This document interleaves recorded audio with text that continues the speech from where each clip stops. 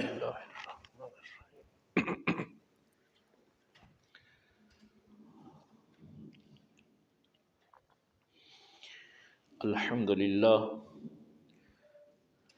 الحمد للہ رب العالمین، والصلاة والسلام علی سید الانبیاء والمرسلین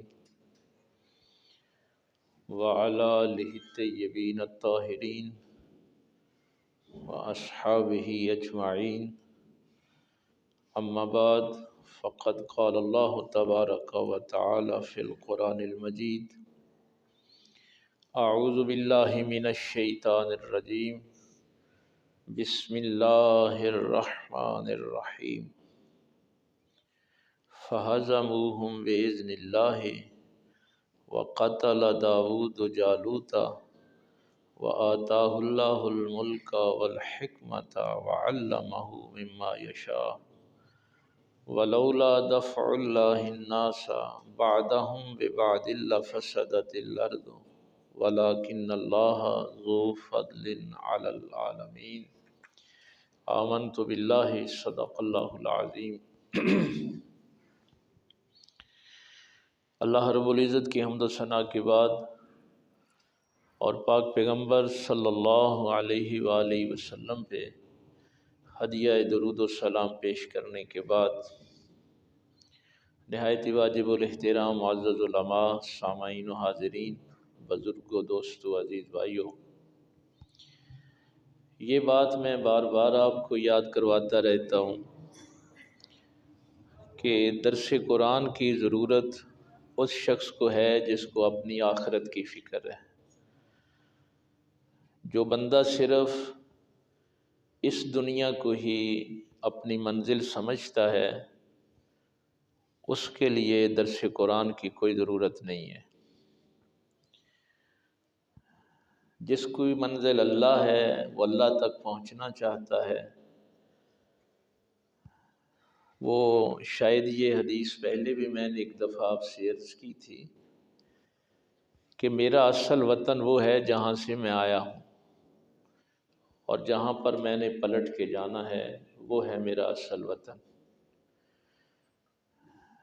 اور اسی نظریے کو سامنے رکھ کے آپ اس آیت کو دیکھا کریں کہ انا للہ و انا الیہ راجعون، کہ یہ سب کچھ اللہ کی طرف سے ہے اور ہم نے اللہ ہی کی طرف پلٹ کر جانا ہے۔ دیکھیے، ایک چیز بڑی، ارسطو سے لے کے علامہ اقبال تک جتنے بھی فلسفے کے لوگ ہیں، ان کے ہاں ایک نظریہ چلتا تھا۔ یہ تھوڑی سی فلسفے کی بحث ہے، لیکن اس سے فائدہ ہوگا آپ کو۔ مشکل ہے تھوڑی سی، لیکن میں آسان کر کے اس کی اصطلاحوں کو ذرا ہٹا کے میں سادہ لفظوں میں پیش کرتا ہوں۔ دو مقام ہوتے ہیں۔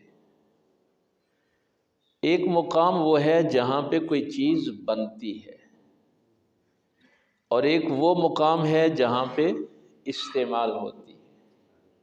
یہ دو جگہیں ہوتی ہیں۔ ایک جگہ پہ کوئی چیز بنتی ہے اور ایک وہ جگہ ہے جہاں پہ استعمال ہوتی ہے۔ مثلاً یہ مسجد کو جو اینٹیں لگی ہیں، یہ بنی کسی اور جگہ پہ ہے، یعنی یہ اینٹیں یہاں نہیں بنی، یہ کسی بھٹے میں بنی ہیں اور استعمال عمارت میں ہوئی ہیں۔ تو فلسفے والے یہ کہتے تھے کہ جس جگہ کوئی چیز بنتی ہے، اگر وہاں کمی رہ جائے تو جس جگہ وہ استعمال ہوگی وہ کمی وہاں پر بھی نظر آئے گی۔ یہ ایک اصول چل رہا تھا، اور اسی کو یہ جو غلامی کی یہ ایک صدیوں کی ایک آپ کو سلسلہ تحریک نظر آتی ہے، اس کی بھی وجہ یہ ہے کہ یہ جو بڑے لوگ تھے وہ سمجھتے تھے کہ غریبوں اور چھوٹے گھروں میں پیدا ہونے والوں کے اندر کمی ہوتی ہے، اسی سے وہ لفظ کمی کمی کے لیے استعمال کرتے تھے۔ تو چونکہ یہ زندگی میں جہاں استعمال ہوں گے وہاں بھی کوئی کمی دکھائیں گے، اس لیے ان کو غلام ہی رہنا چاہیے۔ ہندوؤں کے ہاں بھی یہی تھا کہ برہمن جو ہیں وہ بڑی ذات کے ہیں، اور باقی سب کو چاہیے کہ ان کے اندر کوئی کمی نہیں ہے۔ وہ کسی دن مجھے یاد کروانا، میں مشرکین مکہ سے لے کے یہ ہندوؤں تک کی نا ایک تاریخ آپ کو عرض کر دوں گا انشاءاللہ۔ تو آج صرف اتنی سی بات سمجھ لیں کہ درس قرآن ضروری کیوں ہے۔ وہ کہتے ہیں کہ اگر اینٹ بھٹے میں پلی رہ جائے گی نا تو وہ عمارت میں جہاں استعمال ہوگی وہ کمی وہاں بھی اس کی نظر آئے گی اور وہ عمارت کو نقصان پہنچائے گی۔ تو چاہیے یہ کہ جہاں پہ چیز بنتی ہے نا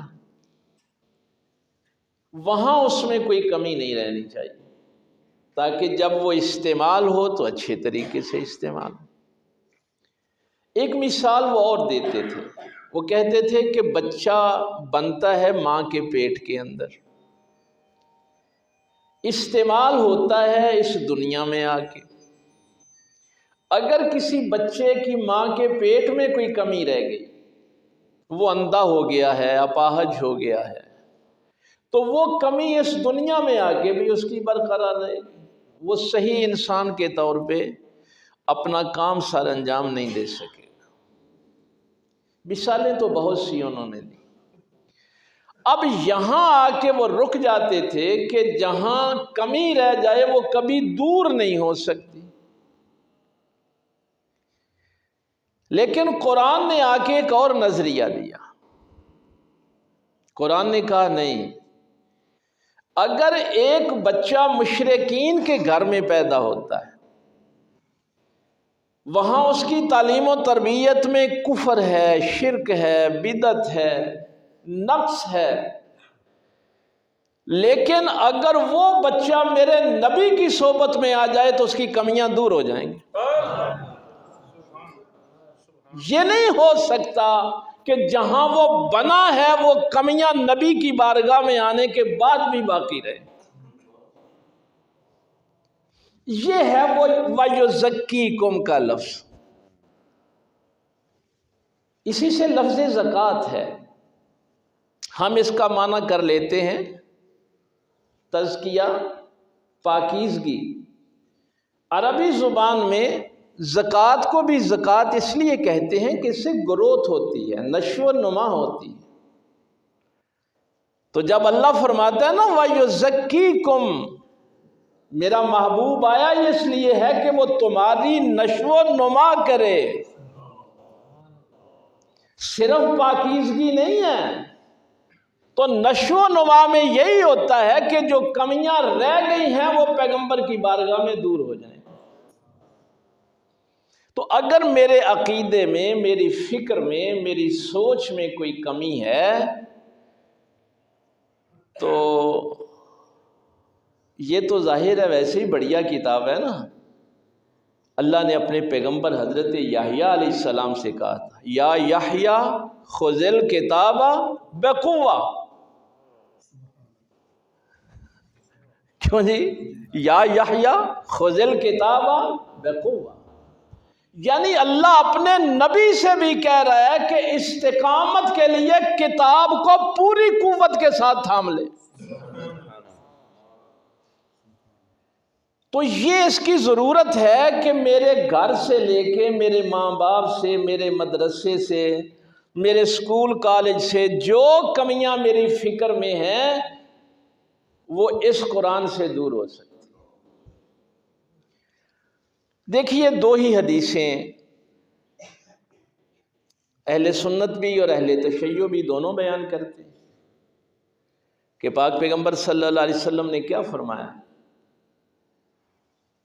انا تارکن فیکم الثقلین احدہما کتاب اللہ و سنتی، میں تمہارے درمیان دو بھاری چیزیں چھوڑ کے جا رہا ہوں، ایک اللہ کی کتاب اور ایک میری سنت۔ مسند امام احمد کی جو روایت ہے اس میں ہے انا تارکن فیکم الثقلین احدہما کتاب اللہ و عطرتی، کہ میں اللہ کی کتاب اور اپنی آل جو ہے، اپنی عطرت جو ہے وہ چھوڑ کے جا رہا ہوں۔ لیکن مزے کی بات یہ ہے کہ دونوں حدیثوں میں پہلے نمبر پہ کتاب اللہ ہی ہے، دونوں روایتوں میں پہلی ترجیح جو ہے وہ کتاب اللہ کو۔ تو یہ بھی آپ کو پتہ ہونا چاہیے کہ درس قرآن میں ہم اس لیے آتے ہیں کہ وہ جو فلسفے والے کہتے تھے کہ کمیاں رہ جاتی ہیں تو پھر رہتی ہی ہیں، قرآن کہتا ہے نہیں، ایسا نہیں ہوتا۔ آپ جب قرآن کریم کے درس میں تشریف لاتے ہیں، اسی لیے آپ کو پتہ ہے یہ میرا مشہور جملہ ہے کہ جب لفظ درس قرآن آ جائے تو پھر وہاں کسی فرقے کی بات نہیں ہوگی، اس لیے کہ قرآن امت کے لیے ہے، کسی فرقے کے لیے نہیں ہے۔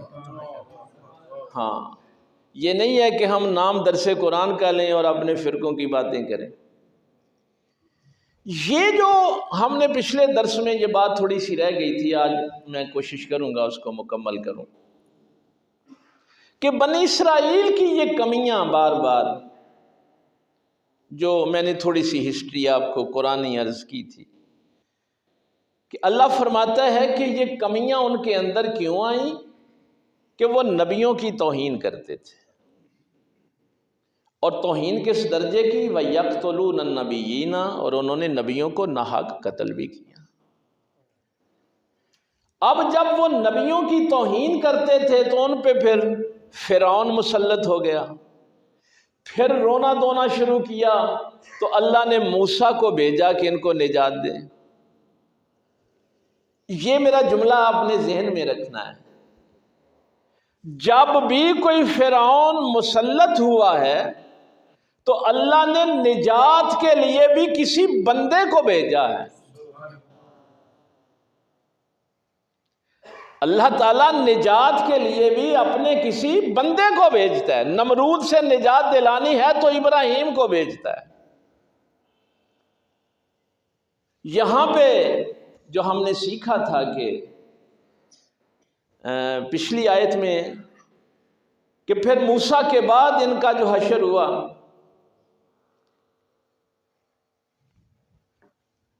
انہوں نے کہا تھا کہ اب ہمارے لیے کوئی بادشاہ جو ہے وہ مقرر کرو، تو اللہ کے نبی نے حضرت سموئیل علیہ السلام نے طالوت کو مقرر کیا۔ تو پھر اللہ تعالیٰ نے امتحان لیا۔ یہ میں چونکہ پچھلے درس میں یہ بات بیان کر چکا ہوں، اس لیے جو لوگ یہاں موجود تھے ان کو پتہ ہے، بس اس سے آگے میں بڑھنا چاہتا ہوں۔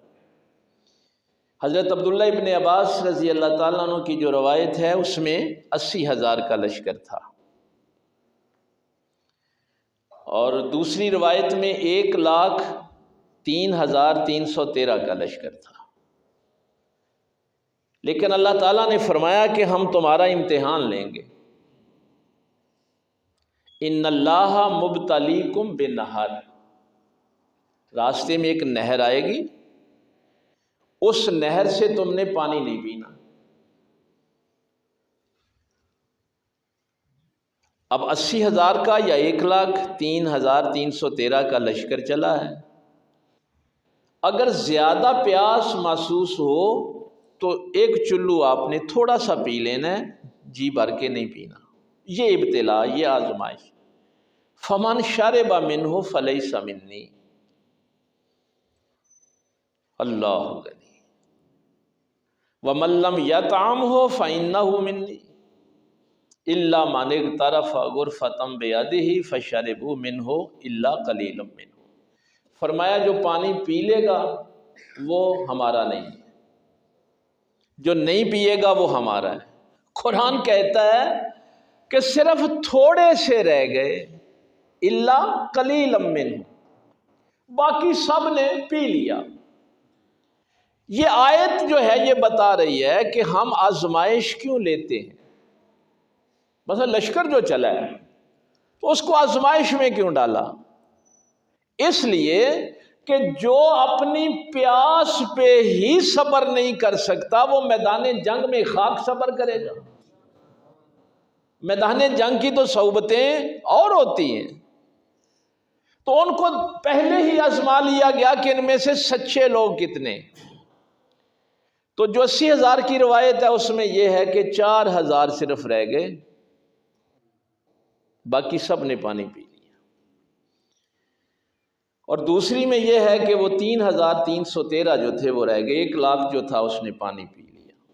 ان کو تو وہی چھوڑ دیا کہ تم ہم میں سے ہے ہی نہیں.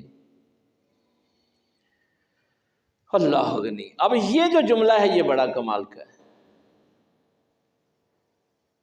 فلما جاوزه هو والذین آمنوا معه قالوا لا طاقت لنا اليوم بجالوت وجنوده.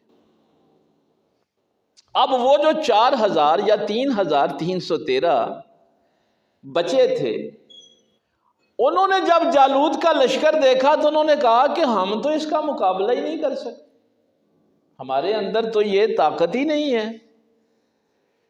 جالوت جو ہے نا وہ اکیلے ہی مار دیتا تھا سب کو، اس کو لشکر کی ضرورت ہی نہیں پڑتی تھی. اب ان میں سے بھی بھائی صرف 313 رہ گئے. میرے پاک پیغمبر صلی اللہ علیہ وسلم فرمایا کرتے تھے کہ میرے بدر میں بھی 313 تھے اور اس وقت بھی 313 ہی تھے. لیکن یہ جملہ بڑا کمال کا آگے آ رہا ہے. قال الذین یظنون انہم ملاقو اللہ، قال الذین یظنون انہم ملاقو اللہ. اب تھے یہ 313، لیکن ان کی ایک بات کہ ان کو اپنے اللہ سے ملاقات کی امید تھی. جن کو یقین ہے کہ ہم نے اپنے اللہ سے ملنا ہے، اللہ سے ملاقات کرنی ہے، انہوں نے کہا کم من فئۃ قلیلۃ غلبت فئۃ کثیرۃ باذن اللہ. تھے وہ 313 لیکن ڈرے نہیں. انہوں نے کہا بے وقوفو کیوں ڈرتے ہو؟ چھوٹے گروہ بڑے گروہوں پہ غالب آ جاتے ہیں اللہ کے حکم سے. چھوٹے گروہ ہمیشہ بڑے گروہوں پہ غالب آ جاتے ہیں، لیکن باذن اللہ، اللہ کے حکم سے. کیوں؟ واللہ مع الصابرین، اللہ صبر کرنے والوں کے ساتھ ہے. ولما برزوا لجالوت وجنودہ، جب آمنا سامنا ہو گیا، اب یہ 313 جالوت کے لشکر کے سامنے کھڑے ہو گئے. اب یہ ہے وہ مقام جہاں میں آپ کو پتہ نہیں پچھلے درس میں نے یہ جملہ کہا تھا یا نہیں کہا تھا. قرآن کریم پورے کا جو فوکس ہے وہ اس بات پہ کہ جس کسی انسان نے کوشش کے بغیر دعا کی اس نے اللہ کا مذاق اڑایا، اس نے اللہ کی توہین کی. اللہ نے تجھے عقل دی ہے، تجھے صلاحیت دی ہے، جو استطاعت دی ہے، اس پوری استطاعت کو استعمال کرنا ہے. اس استطاعت کو استعمال کر کے اللہ سے دعا کرنا. اب یہ 313 جالوت کے لشکر کے سامنے کھڑے ہو گئے. پھر انہوں نے کہا ربنا افرغ علینا صبرا وثبت اقدامنا. تو وقت دعا کون سا ہوتا ہے؟ جب آپ اپنی کوشش پوری استعمال کر لیتے. اس لیے یہ جو اس امت کے اندر بات آ گئی ہے نا کہ دعا دعا دعا. میرے پاک پیغمبر صلی اللہ علیہ وسلم بھی غزوہ بدر میں اپنی پوری طاقت لے کے گئے تھے، اور وہاں بھی پھر یہ جو دعا کی تھی کہ یا اللہ میرے پاس جو کچھ تھا میں لے آیا. اب اگر آج یہ 313 ہار گئے تو پھر قیامت تک تیرا نام لینے والا کوئی نہیں رہے گا. تو وقت دعا کا پتہ چلا کہ دعا کب کرنی. اب انہوں نے دعا بھی کمال کی. افرغ علینا، یہ لفظ افرغ جو ہے نا عربی میں، یہ نہیں ہے کہ یا اللہ ہمیں صبر دے. یا اللہ اب صبر ہمارے اوپر انڈیل دے، اب چھوٹے موٹے صبر کی ہمیں ضرورت نہیں ہے، جتنا بڑھیا لشکر ہے نا سامنے، اور ان کافروں کے مقابلے میں ہمارے قدم جو ہے وہ جمائے رکھنا۔ وانصرنا علی القوم الکافرین۔ کبھی بھی زندگی میں مثلا آپ کا کوئی ہمسایہ ہے، رشتہ دار ہے، بڑا مشہور واقعہ، ابو سفیان جب قحط سالی ہوئی مکہ میں تو یہ عربوں کی ظاہر ہے فصاحت و بلاغت بھی تو بڑی ہے نا، تو مکے والوں نے پھر بھیجا ابو سفیان کو کہ جاؤ محمد صلی اللہ علیہ وسلم سے دعا کرواؤ۔ تو اس نے آ کے کہا ہے محمد صلی اللہ علیہ وآلہ وسلم، کیا آپ چاہتے ہیں کہ آپ کے رشتہ دار جو مکے میں ہیں وہ بھوک سے مر جائیں؟ تو سرکار نے فرمایا ابو سفیان کیا ہوا؟ اس نے کہا کہ قحط سالی ہے تو لوگ بھوکوں مر رہے ہیں، دعا کریں ان کے لیے۔ یار اتنا پتہ تو مکے کے مشرکوں کو بھی تھا ہیں، اور اتنا تو ان کو بھی علم تھا کہ جب مصیبت میں پھنس جاؤ تو اللہ کے نبی کا وسیلہ اختیار کرو۔ تو میرے پاک پیغمبر صلی اللہ علیہ وسلم نے کیا ان کے لیے دعا کے لیے ہاتھ کھڑے کر دی؟ نہیں، نبی پاک صلی اللہ علیہ وسلم نے ابو سفیان کو 500 درہم دیے، 500 درہم دے کے فرمایا اس کا غلہ خرید کے لے جاؤ اور پھر بعد میں دعا کی۔ یعنی آپ جب کسی کی مدد بھی کرنا چاہتے ہیں تو پہلے جو آپ کو استطاعت ہے وہ کوشش کریں، پھر دعا کریں۔ مثلا آپ نماز میں ابھی بھی کہہ رہے ہیں اہدنا الصراط المستقیم، بھائی ہدایت کے لیے آپ نے کوشش کیا کی ہے؟ آپ نے کیا کوشش کی ہے کہ مجھے ہدایت مل جائے؟ ہدایت کے لیے آپ علم حاصل کرنے کے لیے کیا کوشش کر رہے ہیں؟ قرآن سیکھنے کے لیے کیا کوشش کر رہے ہیں؟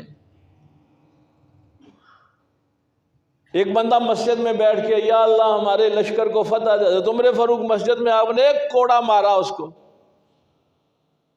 فرمایا اس لشکر کے لیے تم نے کیا کیا ہے کہ جہاں بیٹھ کے دعائیں کر رہے ہیں؟ تو دعا کا یہ جو وقت ہے یہ قرآن کریم بیان کر رہا ہے کہ پہلے آپ اپنی پوری کوشش کریں، جو صلاحیتیں جو استطاعت اللہ نے دی ہے وہ اپنے بروئے کار لانی ہے، اس کے بعد پھر اللہ سے دعا کریں۔ وہ بھی مشہور واقعہ آپ نے سنا ہے نا کہ اونٹ کا یہ جو ٹانگ ہے گوڈا ہے اس کو باندھنا ہے پھر کہنا ہے یا اللہ تیرے سپرد ہے۔ جو علم اللہ نے دی ہے، جو عقل اللہ نے دی ہے اس کو استعمال کرنا ہے۔ فَهَزَمُوهُمْ بِإِذْنِ اللَّهِ، اللہ کے حکم سے یہ لشکر جو تھا یہ 313 کا لشکر یہ غالب آ گیا، بِإِذْنِ اللَّهِ، اللہ کے حکم سے۔ ہونا کیا تھا؟ ایک پتھر کی مار، قتل داؤد جالوتا، داؤد نے جالوت کو قتل کر دیا۔ ایک آنکھ ہی صرف اس کی نظر آتی تھی، باقی وہ زرہ اس نے پہنی ہوئی ہوتی تھی۔ داؤد علیہ السلام کی عمر اس وقت 16 سال بتائی جاتی۔ یہ جو اسرائیلیات ہیں اس میں 16 سال عمر ہے، یہ طالوت کے لشکر میں تھے۔ تو ایک پتھر صرف انہوں نے اپنی منجنیق میں ڈال کے پھینکا، اللہ نے اس کے 3 حصے کر دیے۔ ایک تو جالوت کی آنکھ میں لگا اور وہ مر گیا، باقی 2 حصے ایک میمنہ پہ ایک میسرہ پہ گرا۔ یہ میرے نوجوانوں کو اگر نہیں علم تو میں بتا دوں، اس وقت جو لشکر آتے تھے جنگ کے لیے تو اس کے یہ 3 حصے ہوتے تھے۔ ایک قلب لشکر ہوتا تھا جس میں ان کے بڑے جری پہلوان ہوتے تھے جو مین کھلاڑی ہوتے ہیں، تو ایک ان کی حفاظت کے لیے دائیں طرف ہوتے تھے، ان کو میمنہ کہتے تھے، اور بائیں طرف کو میسرہ کہتے تھے۔ تو ایک ہی پتھر کے ساتھ جالوت بھی مارا گیا، میمنہ بھی مارا گیا اور میسرہ بھی مارا گیا، قلب لشکر بھاگ گیا۔ یہ اللہ فرما رہا ہے فَهَزَمُوهُمْ بِإِذْنِ اللَّهِ، تو انہوں نے یہ فہذا منہ میں بھی عربی زبان میں ویسے آتا ہے کہ بگا دیا، اللہ کے حکم سے ان کو بگا دیا۔ وَقَتَلَ داؤد جالوتا، اور داؤد نے جالوت کو قتل کر دیا۔ وَآتَاهُ اللَّهُ الْمُلْكَ وَالْحِكْمَةَ وَعَلَّمَهُ مِمَّا يَشَاءُ۔ یہ آپ نے پیچھے جو پچھلے درس میں بات ہوئی تھی وہ آیت آپ نے سنی تھی کہ جب بنی اسرائیل نے اعتراض کیا تھا کہ طالوت جو ہے یہ تو ماڑا بندہ ہے، کمزور بندہ ہے، اس کے پاس تو پیسے بھی نہیں ہیں، تو اللہ تعالیٰ نے کیا فرمایا؟ داؤد بسطۃ فی العلم والجسم، کہ اللہ تعالیٰ نے اس کو علم میں بھی تم پہ فوقیت دی ہے اور جسمانی طاقت میں بھی تم پہ فوقیت دی۔ تو کسی کو ایسے ہی ماڑا سمجھ کے نہیں سمجھنا بھئی یہ ہمارا لیڈر رہنما نہیں بن سکتا۔ یہاں اللہ تعالیٰ نے پھر وہی بات ارشاد فرمائی، وَقَتَلَ داؤد جالوتا، داؤد نے جالوت کو قتل کر دیا۔ وَآتَاهُ اللَّهُ الْمُلْكَ وَالْحِكْمَةَ وَعَلَّمَهُ مِمَّا يَشَاءُ، اللہ تعالیٰ نے ان کو ملک عطا کیا، سلطنت، سربراہی، امیر بنایا، بادشاہ بنایا۔ والحکمت، حکمت عطا کی۔ وعلمہ مما یشاء، اور ان کو علم عطا کیا جتنا اللہ چاہتا تھا، اپنے علم میں سے اتنا علم عطا کر دیا۔ یہاں ایک بات میں اپنے نوجوانوں کو عرض کر دوں، یہ اللہ تعالیٰ جو بار بار حکمت کی بات کرتا ہے نا، ویسے بھی ہمارے مفسرین نے لکھا ہے کہ یہ جو نبی پاک کی 4 صفات ہیں نا، کما ارسلنا فیکم رسولا منکم یتلو علیکم آیاتنا ویزکیکم ویعلمکم الکتاب والحکمہ، اللہ تعالیٰ نے یہ 4 کام ہیں نبی پاک کے جو بیان فرمائے کہ وہ کتاب کی تلاوت جو ہے وہ کرتے ہیں، کتاب کا علم عطا کرتے ہیں، تزکیہ جس کا میں نے پہلے ذکر کیا کہ تمہارا تزکیہ کرتے ہیں، نشو و نما کرتے ہیں، پاکیزہ کرتے ہیں، والحکمہ، اور حکمت عطا کرتے ہیں۔ اس کو آگے جو ہمارے مفسرین بیان کرتے ہیں وہ کہتے ہیں کہ نبی پاک میں تو یہ 4 صفات موجود تھیں، لیکن آگے امت میں اس کو تقسیم کر دیا گیا۔ یتلو علیکم آیاتنا، اس میں یہ جو قرآن کی تعلیم دینے والے لوگ ہیں، قرآن پڑھانے والے لوگ ہیں، وَيُعَلِّمُكُمُ الْكِتَابَ، اس میں محدثین اور مفسرین ہیں، والحکمہ میں مفکرین ہیں، اور وَيُزَكِّيكُم میں صوفیاء اور اللہ کے ولی ہیں جو تمہارا تزکیہ کرتے ہیں۔ تو یہ 4 درجات جو ہیں امت میں آگے پھر تقسیم ہو گئے۔ یہ جو جملہ میں کہنے لگا ہوں اپنے بچوں کو خصوصی طور پہ، آپ کے پاس دولت ہو، طاقت ہو، جرت ہو، شجاعت ہو، یہ سب بیکار ہے اگر آپ کے پاس حکمت نہیں، اگر آپ کے پاس منصوبہ بندی نہیں ہے، کام کرنے کا سلیقہ نہیں ہے، آپ کو پتہ نہیں ہے کہ کون سی بات کہاں کرنی ہے کہاں نہیں کرنی۔ اسی لیے قرآن کہتا ہے کہ جس کو حکمت عطا کی فقد اوتی خیرا کثیرا، اسے خیر کثیر عطا کرتے ہیں۔ یہ مومن کی میراث ہے۔ مومن ایسے ہی نہیں بدتمیز ہوتا کہ جہاں جو چیز چاہے وہ حکمت کے ساتھ کام کرتا ہے۔ تو اللہ تعالیٰ نے جہاں بھی بڑے لوگوں کا ذکر کیا ہے یہی فرمایا ہے کہ ان کو علم بھی دیا اور حکمت بھی عطا کی۔ حکمت کے بغیر آپ کچھ نہیں ہیں، آپ اپنے گھر میں کچھ نہیں ہیں، معاشرے میں آپ کا کوئی مقام نہیں ہے۔ تو یہ بڑھیا چیز، آپ کی جرت کسی کام کی نہیں ہے اگر آپ کے پاس حکمت نہیں ہے، کام کرنے کا سلیقہ نہیں آپ کو آتا۔ وَلَوْلَا دَفْعُ اللَّهِ النَّاسَ بَعْضَهُم بِبَعْضٍ لَفَسَدَتِ الْأَرْضُ، اب یہ ہے وہ بنیادی اصول جو قرآن نے بیان کر دیا۔ پہلے تو فردن فردن کہا نا، کہ فرعون کے ذریعے سے ہم نے اپنا فرعون کو موسیٰ کے ذریعے سے ختم کیا، طالوت اور داؤد علیہ السلام کے ذریعے سے جالوت کا ہم نے خاتمہ کیا، پیچھے ابراہیم علیہ السلام کے ذریعے سے نمرود کا خاتمہ کیا۔ اب یہاں یہ اصول بیان کر دیا، وَلَوْلَا دَفْعُ اللَّهِ النَّاسَ بَعْضَهُمْ بِبَعْضٍ لَفَسَدَتِ الْأَرْضُ، اگر ہم نیکوں کے ذریعے سے بروں کی برائیاں دور نہ کرتے، لفسدت الارض، تو پھر یہ زمین تو تباہ ہو جاتی، یہ زمین برباد ہو جاتی۔ ہم کوئی ظالموں کے ہاتھ یہ دنیا نہیں دے دیتے کہ نمرود ہی ہمیشہ رہے گا، فرعون ہی ہمیشہ رہے گا، نہیں، بات صرف اتنی ہے کہ تم چاہے 313 ہو، تم باطل کے مقابلے میں کھڑے ہوئے ہو کہ نہیں؟ اگر تم کھڑے ہو جاؤ گے تو پھر اللہ تمہارے ذریعے سے ان ظالموں کو ختم کر دے گا۔ اگر اللہ تعالیٰ یہ قانون نہ بناتا تو یہ زمین برباد ہو جاتی۔ یہ زمین اگر قائم ہے تو صرف اس لیے قائم ہے کہ اللہ نیکوں کے ذریعے سے بروں کی برائی دور کرتا رہتا ہے۔ میں نے اس دن خطبہ جمعہ میں بھی ایک امام بہقی کی ایک روایت درج کی تھی کہ امام بہقی فرماتے ہیں کہ اگر کسی بستی میں بے نمازی عذاب سے محفوظ ہیں تو اس وجہ سے ہیں کہ اس بستی میں کوئی نمازی بھی ہے۔ اگر گناہ گاروں کو رزق مل رہا ہے تو اس لیے کہ وہاں کوئی تہجد گزار ہے جو سحری کے وقت اٹھ کے اس کی بارگاہ میں سجدہ ریز ہوتا ہے۔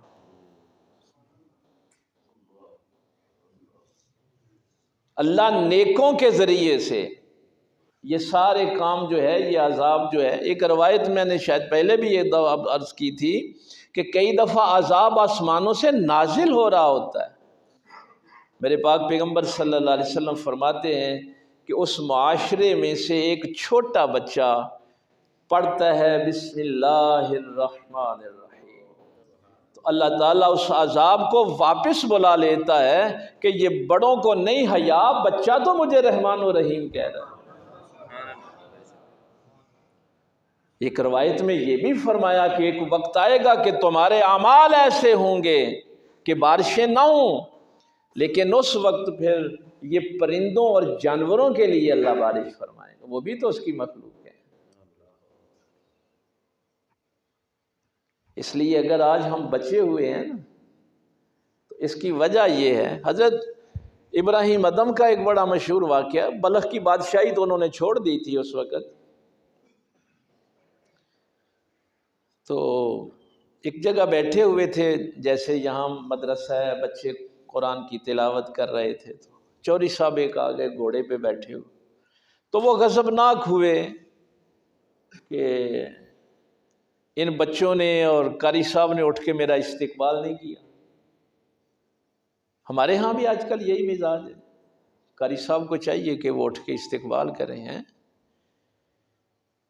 تو حضرت ابراہیم ادم وہاں بیٹھے ہوئے تھے، تو آپ نے فرمایا کہ کیوں ان سے جھگڑ رہا ہے؟ اس نے کہا دیکھو ان کو حیا ہی نہیں آئی، میں آیا ہوں تو میرے استقبال کو کوئی کھڑا نہیں ہوں۔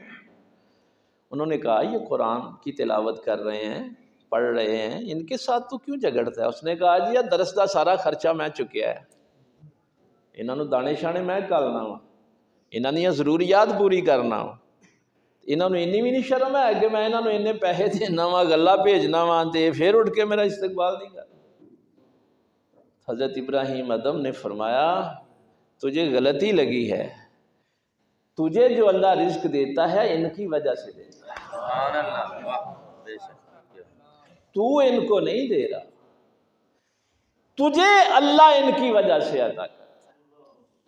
یہ ہے اس آیت کا مفہوم کہ اللہ تعالیٰ نیکوں کی وجہ سے یہ جو عذاب ہیں یہ ٹالتا رہتا ہے، بروں کی برائیاں جو ہیں وہ بھی دور کرتا رہتا ہے اور اس زمین کو بچائے رکھتا ہے۔ سورہ حج میں تو یہاں تک ہے صوامع و بیع و صلوات و مساجد، یعنی اگر اللہ تعالیٰ یہ دفع نہ کرتا تو کوئی مسجد بھی نہ بچتی، کوئی مندر نہ بچتا، کوئی عبادت خانہ نہ بچتا، یہ لوگ تو ہر چیز تباہ و برباد کر دیتے۔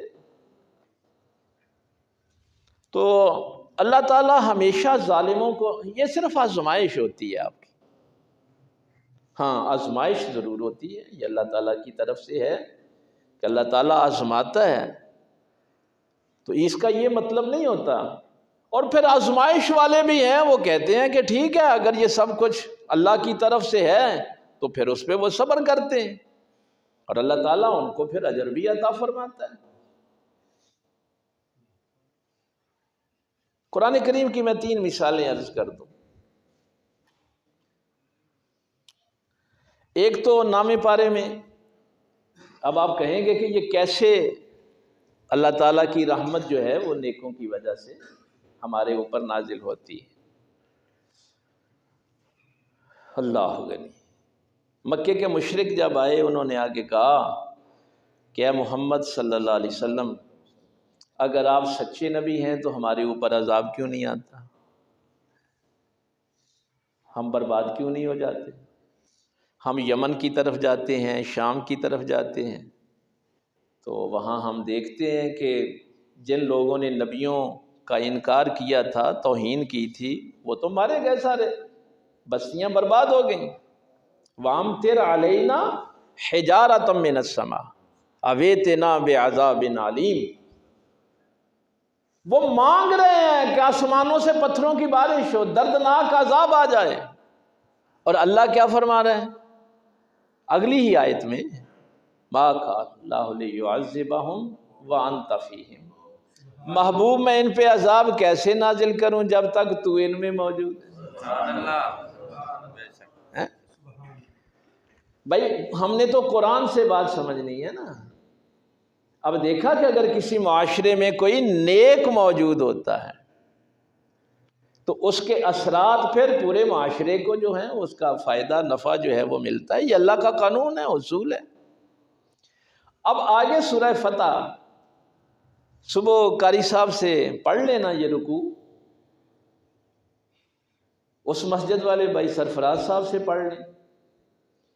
اب جب ہجرت ہو گئی نا، یہ بڑی عجیب ہے، یہ سورہ فتح کا میں آپ کو بتانے لگا، تو انہوں نے کہا کہ اب بھی شک والی بات ہے، کیونکہ یہ جو پچھلی تاریخ ہے وہ یہ ہے کہ جب نبی بستی چھوڑ دیتے تھے تو اس کے بعد تو بستی برباد ہو جاتی تھی۔ مثلا حضرت لوط علیہ السلام کو حکم ہوا کہ آپ سحری کے وقت نکل جائیں، تو جب لوط علیہ السلام جو ہی بستی انہوں نے چھوڑی تو فرشتوں نے پتھروں کی بارش کر دی، الٹا دیا اس کو۔ تو اصول یہی تھا کہ جب نبی بستی چھوڑتا تھا تو عذاب آ جاتا تھا۔ انہوں نے کہا کہ اب تو حضور مدینے ہجرت کر گئے، اب تو مکے کو برباد ہو جانا چاہیے تھا نا۔ بھائی پچھلا اصول تو یہی تھا کہ نبی اگر بستی سے چلا جائے گا تو بعد میں بستی جو ہے وہ برباد ہو جائے گی۔ تو اب جب مشرکین مکہ نے یہ سوال اٹھایا کہ اگر سچے نبی ہوتے تو ان کے جانے کے بعد، ان کی ہجرت کے بعد تو پھر مکے پہ عذاب آ جانا چاہیے تھا، تو یہاں میرے اللہ نے فرمایا لو تزیلوا لعذبنا الذین کفروا عذابا علیما۔ لو تزیلوا، اگر میرے پاک پیغمبر صلی اللہ علیہ وسلم کے غلام مکہ سے ہجرت کر جاتے تو ہم اس پہ عذاب ضرور نازل کرتے۔ اب اگر مکہ بچا ہوا ہے تو اس لیے کہ یہاں میرے نبی کے کچھ غلام موجود ہیں، یہاں کچھ ایمان والے رہتے ہیں، وہ ایمان والے ذرا نکل جائیں نا تو پھر دیکھیں تم کیسے بچتے۔ تو صرف یہی نہیں دیکھنا کہ صرف نبی ہی موجود ہو، نبی کا غلام بھی اگر موجود ہو تو اللہ پھر بھی وہاں عذاب نازل نہیں کرتا۔ حالانکہ وہ صحابہ تو اپنا ایمان چھپا کے وہاں بیٹھے ہوئے تھے، لیکن اللہ تعالیٰ نے اس کو سورہ فتح میں منشن کیا کہ کچھ ایمان والے ہیں جو مکے میں باقی موجود ہیں۔ ایک تیسرا واقعہ جو، چونکہ یہاں پہ مشرکین کو یہ بھی سمجھ نہیں آتی تھی نا، وہ یہ سمجھتے تھے کہ لوط علیہ السلام نکلے، نہیں، قرآن کہتا ہے کہ ان سے کہا تھا کہ اپنی بچیوں کو اور اہل ایمان کو ساتھ لے لو، اپنی بیوی کو چھوڑ جاؤ جو گستاخ ہے۔ بھائی گستاخ تو نبی کے گھر میں بھی ہو تو وہ اللہ کے عذاب سے نہیں بچتا۔ یہ 28ویں پارے کا آخری رکوع جا کے دیکھنا، اللہ تعالیٰ نے نوح علیہ السلام کی بیوی کا بھی، لوط علیہ السلام کی بیوی کا بھی ذکر کیا کہ وہ نبیوں کے گھر میں رہ کے عذاب سے نہیں بچ سکی، چونکہ وہ میرے نبی کا احترام نہیں کرتی تھی، عزت نہیں کرتی تھی۔ اور آسیہ فرعون کے گھر میں رہ کے اللہ کی مقرب ہو گئی، سبحان اللہ، بے شک، کیا شان ہے۔ جو 4 بہترین عورتیں ہیں ان میں سیدہ آسیہ کا بھی ذکر ہے۔ یہاں مفسرین نے ویسے ایک جملہ کہا ہے، چونکہ قرآن کہتا ہے نا وَحَرَّمْنَا عَلَيْهِ الْمَرَاضِعَ، اللہ نے موسیٰ پر دائیوں کا دودھ حرام قرار دے دیا تھا، ہم نے حرام قرار دے دیا تھا۔ یہ قرآن کے آپ کو سنا رہا ہوں، بڑی عجیب بات ہے کہ موسیٰ علیہ السلام تو ابھی چند دنوں کے ہیں، ان کو کیسے پتا چلا کہ یہ دودھ حرام ہے اور یہ حلال ہے؟ یہ فرق ہوتا ہے عام آدمی کا اور نبی کا۔ بہت دائیاں بلائی گئیں، آخر بہن نے کہا کہ میں ایک دائی لے کے آتی ہوں جس کا یہ دودھ پی لے گا، تو پھر وہ اپنی والدہ کو لے کے، موسیٰ علیہ السلام نے اپنی ماں کے علاوہ کسی کا دودھ نہیں پیا۔ ہاں، یہ قرآن کریم میں ایک علیحدہ موضوع ہے۔ اور یہاں مفسرین نے جو جملہ کمال کا لکھا ہے کہ آسیہ فرعون کے گھر میں رہ کے اللہ کی مقرب اس لیے ہوئی کہ اس کی گود میں جب موسیٰ آئے تو اس نے نبی کو محبت کی نگاہ سے دیکھا، تو اللہ تعالیٰ نے اس گود کو بے ایمان نہیں رہنے دیا۔ تو پیغمبر کا احترام کرنے والی تو فرعون کے گھر میں بھی ہو تو اللہ کی مقرب ہو جاتی۔ تو یہ اللہ تعالیٰ بیان فرما رہا ہے کہ وہ جب نبی نکلتے تھے بستیوں سے تو ایمان، مثلا حضرت نوح علیہ السلام نکلے ہیں تو مومنین کو کشتی میں ساتھ بٹھایا ہے نا، ایمان والوں کو بھی ساتھ، پھر عذاب آ گیا۔ یہ سورہ کہف میں کہ وَأَمَّا الْجِدَارُ فَكَانَ لِغُلَامَيْنِ يَتِيمَيْنِ فِي الْمَدِينَةِ تَحْتَهُ كَنْزٌ لَهُمَا وَكَانَ أَبُوهُمَا صَالِحًا۔ بھائی خضر علیہ السلام اور موسیٰ علیہ السلام بستی میں گئے اور ان سے کہا کہ ہمیں بھوک لگی ہے، کوئی کھانا کھلا دو، کوئی ہماری ضیافت کرو۔ ایو دَن یفوہما، انہوں نے انکار کر دیا۔ بڑے بڑے بدبخت لوگ ہوتے ہیں، انہوں نے نبی کی ضیافت سے ہی انہوں نے کہا نہیں نہیں ساڑھے گول کوئی ٹکر پانی۔ خضر علیہ السلام نے دیوار سیدھی کر دی، موسیٰ علیہ السلام نے اعتراض کیا کہ انہوں نے بستی والوں نے تو ہمیں روٹی نہیں پوچھی، اس کا کوئی معاوضہ ہی لے لیتے دیوار سیدھی کرنے کا۔ یہاں پر بھی اعتراض ہوا کہ جب نبیوں کی توہین ہوئی، خضر علیہ السلام کو بھی کچھ لوگوں نے نبی لکھا ہے، کچھ نے ولی لکھا ہے۔ یہ مسئلہ کبھی مجھے بتانا، ہم تفصیل سے ڈسکس کریں گے، کیونکہ کچھ جاہل پیر بھی اس کو نا، وہ خضر علیہ السلام ولی تھے اور پھر نبی جو ہے وہ ولی کے پاس فیض لینے آ گیا، ایسی بس باتیں فضول شروع کر دیتے ہیں۔ نبی سے ہی فیض لیتا ہے، ہاں، نبی کبھی ولی سے فیض نہیں لیتا، یہ اصول یاد رکھنا۔ اور اگر خضر ولی ہے تو پھر یہ موسیٰ نبی نہیں ہے، یہ موسیٰ بھی کوئی ولی ہوگا، ہاں، یہ بھی اصول ذہن میں رکھنا۔ اگر موسیٰ نبی ہے، اسی لیے ہمارے مفسرین نے لکھا ہے ولی نبی کا محتاج ہوتا ہے، ہاں، نبی کبھی ولی سے فیض نہیں لیتا. نبیاں نال مقابلہ کر کے ردے گئے نے بلم باور ورگے. ہاں ولی تھا نا، مستجاب الدعوات تھا، دعائیں قبول ہوتی تھی، لیکن نبی کے سامنے کھڑا ہو گیا بے ایمان ہو گیا. تو ولی کی جرت نہیں ہے. لیکن کیا کریں، ہمارے ہاں جہالت عام ہوتی ہے. میں نے بڑے لوگوں کو یہ وہ ساڈے پیر صاحب آندے ہن ویکھو جی وہ نبی بھی تے ولیاں کول گئے بھئی خدا کا خوف کھائیں. تو مقام نبوت جو ہے یہ وہبی ہوتا ہے، یہ کسبی نہیں ہوتا، یہ اللہ کا انتخاب ہوتا ہے. ولایت جو ہے یہ کسبی مقام. تو انہوں نے کہا جی دیکھو جب نبیوں نے چھوڑ دیا اس بستی کو، یہ بستی والے ایک دفعہ حضرت سرکار حیدر کرار مولا علی کے پاس بھی آئے تھے، اور انہوں نے کہا تھا کہ ہماری بڑی بےزتی ہوتی ہے، جب سے قرآن میں یہ آیا ہے کہ اس بستی والوں نے نبیوں کی ضیافت نہیں کی، ان کی خدمت نہیں کی، تو لوگ ہمیں تانے دیتے ہیں. تو ایسا کریں کہ یہ یا کے 2 نقطے نہ اوپر ڈال دیں تاکہ ہماری عزت رہ جائے کہ ہم نے ان کی بڑی ضیافت کی. تو میرے مولا علی سرکار نے فرمایا یہ اللہ کا کلام ہے، یہ خالق کا کلام. 2 نقطے اس کی تو زیر زبر آگے پیچھے نہیں ہو سکتے. میں نے اس دن جملہ کہا تھا نا آپ سے کہ یہی ایک کتاب ہے جو مکمل ہے، اور کوئی کتاب مکمل نہیں. حدیث کی کتابوں میں کچھ ضعیف حدیثیں ہیں، کچھ صحیح ہیں، کچھ موضوع ہیں. کوئی حدیث کی کتاب مکمل نہیں ہے. یہی ایک کتاب ہے، اور کتنی مکمل ہے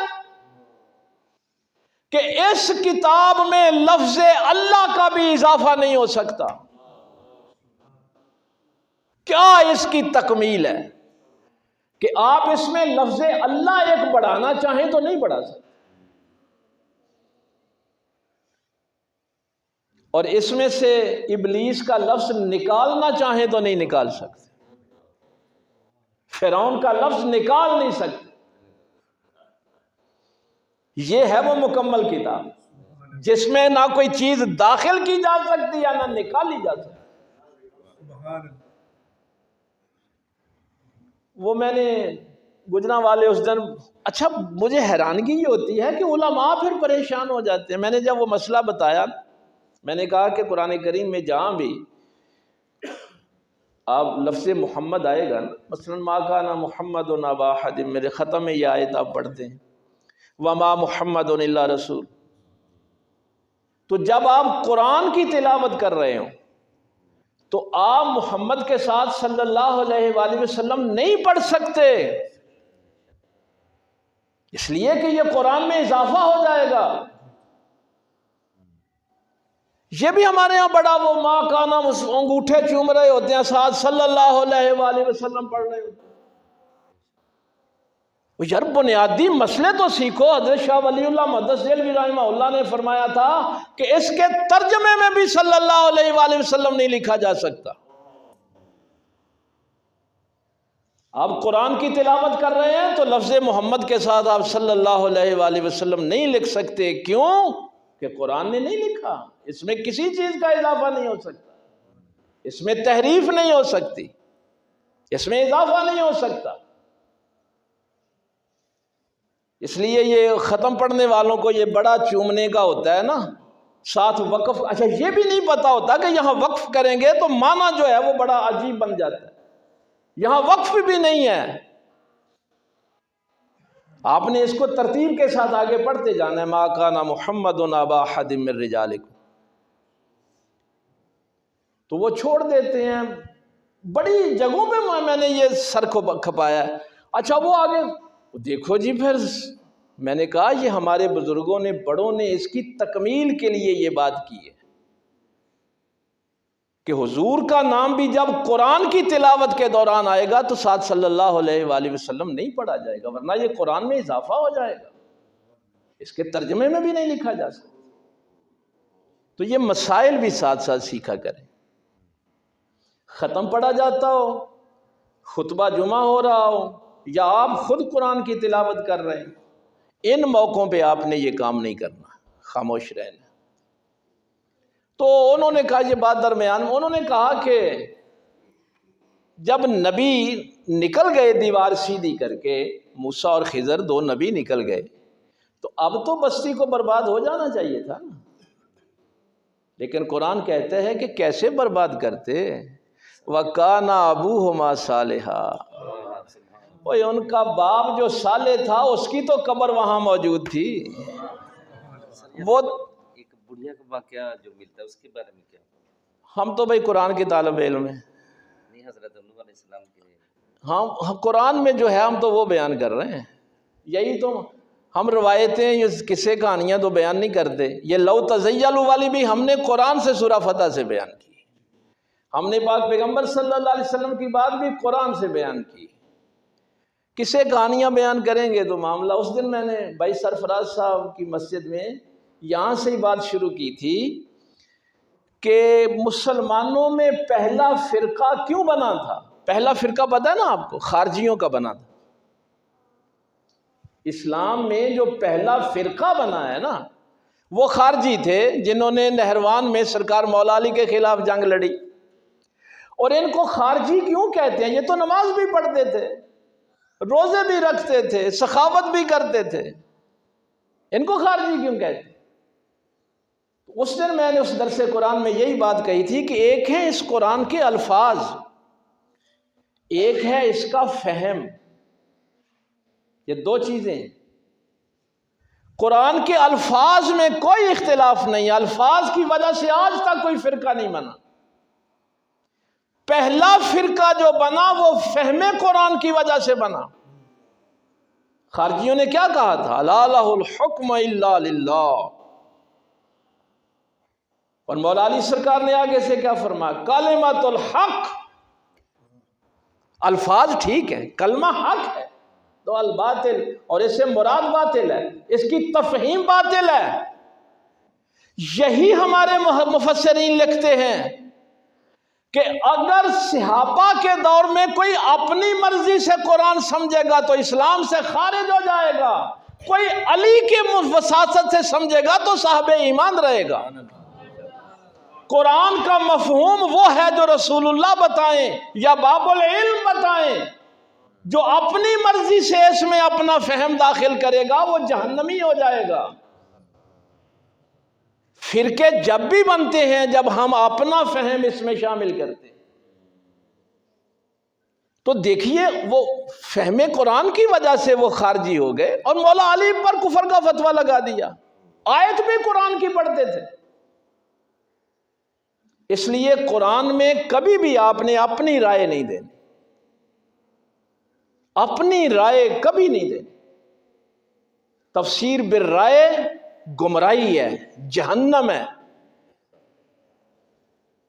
آپ کو پتہ ہے کہ ہم جب درس قرآن دیتے ہیں تو بہترین اس کا جو تفسیر کا طریقہ ہے کہ قرآن کی دوسری آیات کے ساتھ اس کی تفسیر بیان کی جائے، یا پاک پیغمبر صلی اللہ علیہ وسلم کے احکامات سے اس کی، یا پھر آگے صحابہ کرام کے اقوال سے اس کو بیان کیا۔ اس لیے جس کا کلام ہے وہ بتائے کہ اس کا مفہوم کیا ہے، یا پھر اللہ کا نمائندہ بتائے اس کا مفہوم کیا ہے۔ آپ کیا سمجھتے ہیں کہ یہ خالق کا جو کلام ہے یہ ایسے ہی ہے؟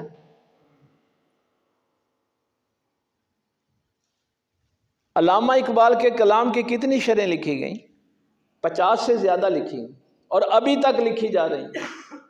وہ کہتا ہے میں نے 1 کروڑ دفعہ حضور پہ درود بھیجا ہے، اور میرے پیغمبر کا ایک چھوٹا سا غلام اس کے کلام کی شرح نہیں آج تک ہو سکی۔ اس لیے سر تسلیم خم کرنا ہے اس کتاب کے سامنے۔ اس کا اصل مفہوم وہی ہے جو تفسیر بالقرآن ہوگی، تفسیر بالحدیث ہوگی۔ امام بخاری نے ایک بڑھیا جملہ لکھا تھا، بخاری شریف کا کبھی مطالعہ کریں، بڑھیا جملہ۔ کسی نے پوچھا کہ حضور بہترین سند کون سی ہوتی؟ سند ہوتی ہے نا کہ ایک بندہ روایت بیان کرتا ہے، مثلا کہتا ہے کہ امام مالک نے شہاب زہری سے اس کو روایت کیا، شہاب زہری نے سعید ابن مسیب سے سنا، سعید ابن مسیب نے حضرت ابو ہریرہ سے سنا، اور حضرت ابو ہریرہ نے نبی پاک سے سنا، اس کو سند کہتے ہیں۔ تو امام بخاری سے پوچھا گیا کہ سب سے قوی اور بہترین سند کون سی ہوتی ہے؟ خارجی کیوں مارے گئے؟ تو امام بخاری نے فرمایا بہترین حدیث کی سند وہ ہے جس کو امام باقر بیان فرمائیں کہ یہ حضور کا فرمان ہے، اور وہ یہ کہیں کہ میں نے امام زین العابدین سے سنا ہے، امام زین العابدین کہیں میں نے امام حسین سے سنا ہے، امام حسین فرمائے میں نے مولا علی سے سنا ہے۔ فرمایا اس سے بڑی طاقتور سند ہو ہی نہیں سکتی۔ خارجی اس لیے خارج ہوئے اسلام سے، نمازیں پڑھ کے خارج ہو گئے کہ جو فہم قرآن کا علی کے پاس تھا اس کے مقابلے میں کھڑے ہو گئے۔ قرآن کا وہ فہم جو میرے پاک پیغمبر صلی اللہ علیہ وسلم نے مولا علی کو عطا کیا، اسی لیے حضرت عبداللہ ابن عباس کو بھی بعد از مولا علی مفسر قرآن کہا جاتا ہے۔ تو یہ جو بنیادی چیزیں ان کا بھی آپ کو علم ہونا چاہیے۔ اس لیے یہ قصے کہانیاں جو اس میں داخل کر دی گئی ہیں اور آگے، ان سے پرہیز کرنا چاہیے۔ سیدھی سیدھی جو بات قرآن نے بیان کی ہے ٹھیک ہے، اور اس میں پھر طاقت بھی ہوتی، آپ اعتماد کے ساتھ بات کر سکتے ہیں۔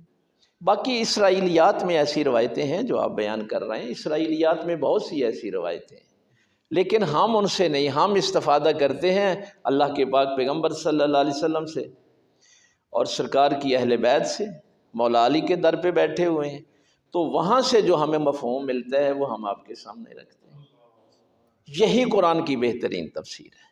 تو اس پہ بھی اللہ کا شکر ادا کیا کریں کہ اللہ تعالیٰ نے پاک پیغمبر صلی اللہ علیہ وسلم آپ کو عطا کیے تو آپ بچے ہوئے ہیں، نیک لوگ آپ کے معاشروں میں ہیں ان کی وجہ سے بچے ہوئے ہیں، لیکن بات پھر وہی ہے کہ آپ نے اپنی استطاعت ہدایت کے لیے بھی کوشش کرنی، قرآن کا علم سیکھیں، اساتذہ سے آ کے پڑھیں، حلال حرام میں تمیز سیکھیں۔ یہ ایسے نہیں سب کچھ کوشش کے بعد چیزیں حاصل ہوتی ہیں، جب پوری کوشش کر لیں۔ وہ سورہ اپنا 19ویں پارے میں سورہ فرقان میں وہ اللہ نے کیا بات بیان فرمائی کہ دیکھیے ساری رات وہ والذین یبیتون لربہم سجدا وقیاما، رات وہ سجدے میں گزارتے ہیں، قیام میں گزارتے ہیں، اللہ کے سامنے روتے رہتے ہیں، اور سحری کے وقت کہتے ہیں مولا ہمیں جہنم کے عذاب سے بچا۔ تو یہ کیفیت بھی قرآن نے کوشش کے بعد کی بیان کی ہے کہ پہلے آپ اپنی کوشش تو کریں، جو اللہ نے استطاعت دی ہے اس کو استعمال کریں، رات کو رونے کا سلیقہ سیکھیں، اللہ کی بارگاہ میں مانگنے کا سلیقہ سیکھیں، اور پھر آخر میں آپ نے اللہ سے دعا کرنی ہے۔ تو جب آپ دعا کرتے ہیں تو پھر ایسا نہیں ہوتا، وہ تو کہتا ہے امن یجیب المضطر اذا دعاہ، کوئی بھی درد مند دل جب مجھے پکارتا ہے تو میں اس کی ضرور سنتا ہوں۔ یہاں بھی کیا ہے؟ مضطر، امن یجیب المضطر، دل کا درد سے بھرا ہوا ہونا ضروری ہے، دل درد سے خالی نہیں ہونا چاہیے۔ بڑے آج تو حالات عجیب ہو گئے۔ سائیں گوہر الدین احمد، ان کے متعلق ابا جی رحمۃ اللہ تعالی علیہ بہت سی باتیں بیان فرمایا کرتے تھے، جیندر شریف والے بزرگ آدمی تھے، تو ہاں گجرات والے، تو سرکار فرماتے ہیں کہ ایک دن نا وہ بیٹھے ہوئے تھے